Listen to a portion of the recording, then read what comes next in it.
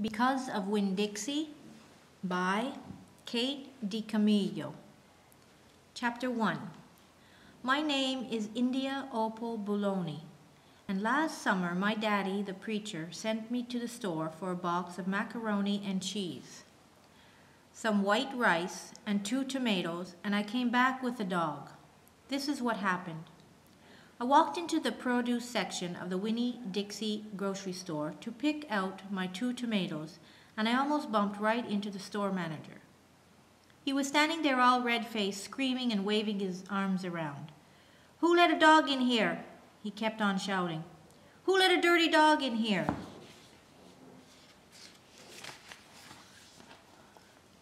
At first I didn't see a dog.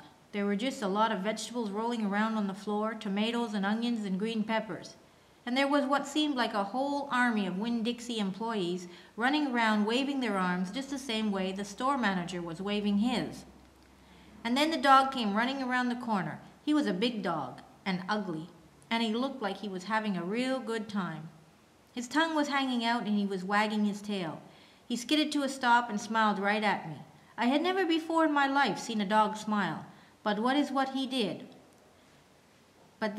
did. He pulled back his lips and showed me all his teeth. Then he wagged his tail so hard that he knocked some oranges off a display, and they went rolling everywhere, mixing in with the tomatoes and onions and green peppers. The manager screamed, "Somebody grab that dog!" The dog went running over to the manager, wagging his tail and smiling. He stood up on his hind legs. You could tell that all he wanted to do was get face to face with the manager and thank him for the good time he was having in the produce department. But somehow he ended up knocking the manager over. And the manager must have been having a bad day, because lying there on the floor, right in front of everybody, he started to cry. The dog leaned over him, real concerned, and licked his face. "Please," said the manager, "somebody call the pound." "Wait a minute," I hollered. "That's my dog. Don't call the pound." All the Winn Dixie employees turned around and looked at me, and I knew I had done something big, and maybe stupid too, but I couldn't help it. I couldn't let that dog go to the pound. "Here, boy," I said. The dog stopped licking the manager's face and put his ears up in the air and looked at me, like he was trying to remember where he knew me from. "Here, boy," I said again, and then I figured that the dog was probably just like everybody else in the world, and that he would want to get called by a name. Only I didn't know what his name was, so I just said the first thing that came into my head. I said, "Here, Winn Dixie." And that dog came trotting over to me just like he had been doing it his whole life. The manager sat up and gave me a hard stare, like maybe I was making fun of him. "It's his name," I said, "honest." The manager said, "Don't you know not to bring a dog into a grocery store?" "Yes, sir," I told him. "He got in by mistake. I'm sorry. It won't happen again." "Come on, Winn Dixie," I said to the dog. I started walking and he followed along behind me as I went out of the produce department and down the cereal aisle and past all the cashiers and out the door. Once we were safe outside, I checked him over, real careful, and he didn't look that good. He was big, but skinny. You could see his ribs. And there were bald patches all over him, places where he didn't have any fur at all. Mostly, he looked like a big piece of old brown carpet that had been left out in the rain. "You're a mess," I told him. "I bet you don't belong to anybody." He smiled at me. He did that thing again where he pulled back his lips and showed me his teeth. He smiled so big that it made him sneeze. It was like he was saying, "I know I'm a mess. Isn't it funny?"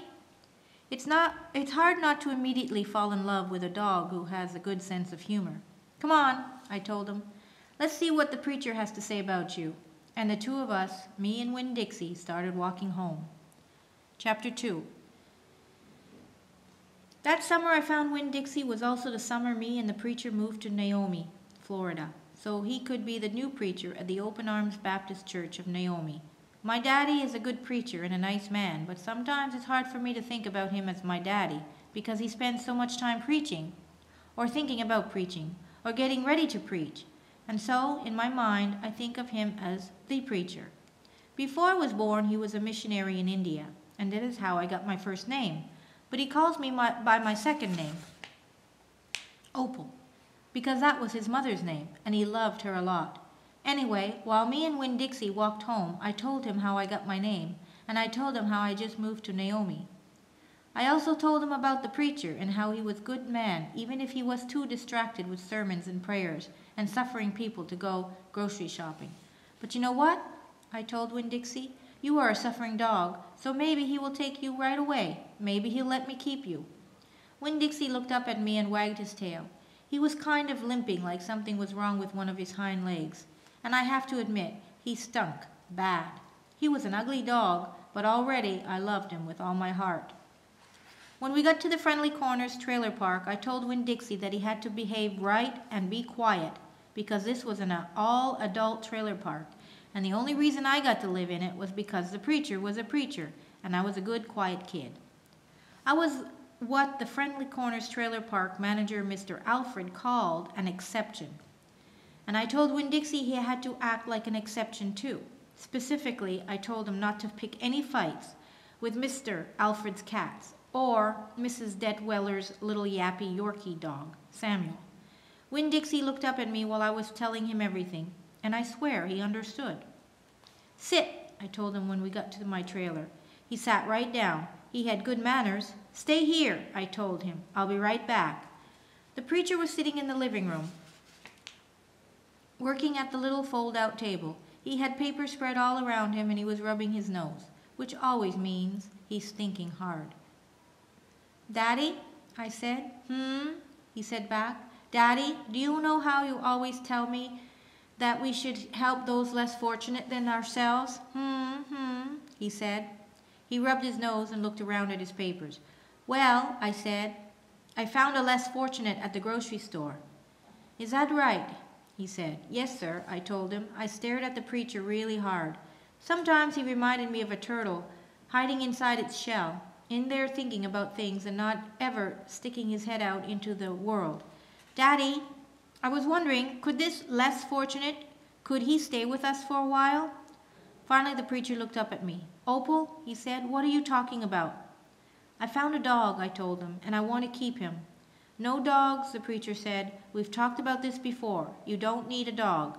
I know it, I said. I know I don't need a dog, but this dog needs me. Look, I said. I went to the trailer door and I hollered, Winn Dixie! Winn Dixie's ears shot up in the air, and he grinned and sneezed, and then he came limping up the steps and into the trailer and put his head right in the preacher's lap, right on top of a pile of papers. The preacher looked at Winn Dixie. He looked at his ribs and his matted up fur and the places where he was bald. The preacher's nose wrinkled up. Like I said, the dog smelled pretty bad. Winn Dixie looked up at the preacher. He pulled back his lips and showed the preacher all of his crooked yellow teeth and wagged his tail and knocked some of the preacher's papers off the table. Then he sneezed and some more papers fluttered to the floor. What did you call this dog? The preacher asked. Winn Dixie, I whispered. I was afraid to say anything too loud. I could see that Winn Dixie was having a good effect on the preacher. He was making him poke his head out of his shell. Well, said the preacher, he's a stray if I've ever seen one. He put down his pencil and scratched Winn Dixie behind the ears. And a less fortunate too, that's for sure. Are you looking for a home? The preacher asked, real soft to Winn Dixie. Winn Dixie wagged his tail. Well, the preacher said, I guess you found one.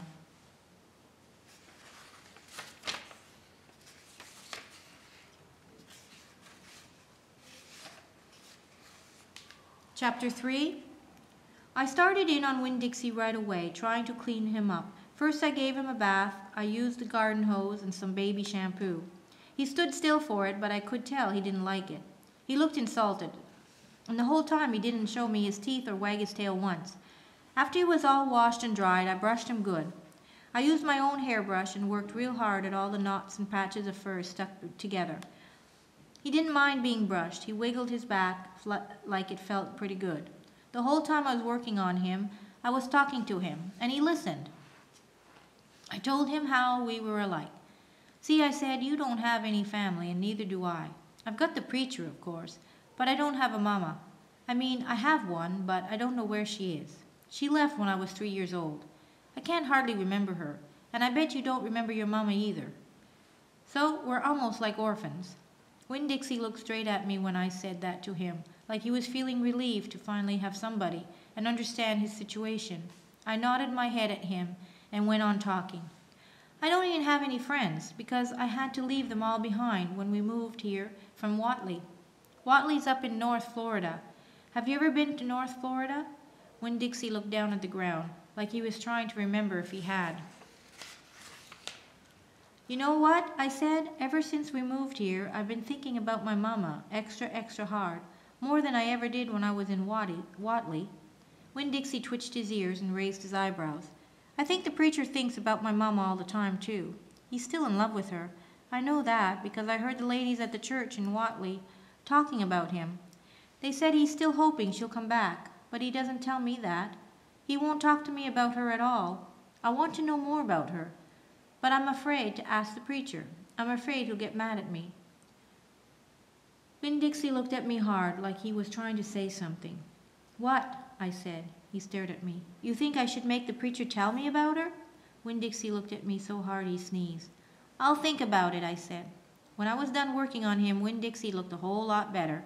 He still had his bald spots, but the fur that he did have cleaned up nice. It was all shiny and soft. You could still see his ribs, but I intended to feed him good, and that would take care of that.